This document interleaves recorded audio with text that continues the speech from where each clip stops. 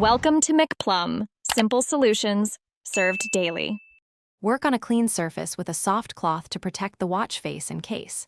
Gather a case opener, precision screwdrivers, plastic tweezers, and a replacement battery with the correct size code.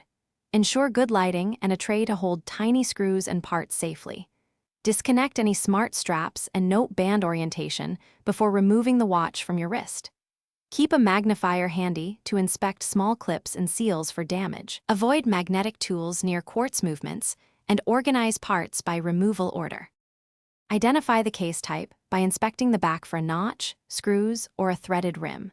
Use a snapback knife for notched cases, a case wrench for screwbacks, or a precision screwdriver for visible screws.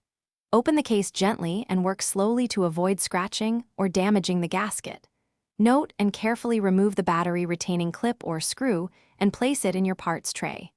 Use plastic tweezers to lift the old battery straight out without touching other components. Check the gasket for cracks and clean the battery seat with a soft brush. Confirm the replacement battery code and polarity before installation to prevent damage to the movement. Use plastic tweezers and place the new battery with the marked polarity facing up, or as the watch manual specifies.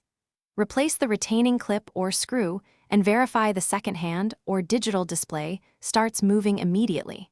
Test functions like date and chronograph before closing the case to confirm the battery seated correctly. Replace a cracked gasket and lightly lubricate it to maintain water resistance when applicable.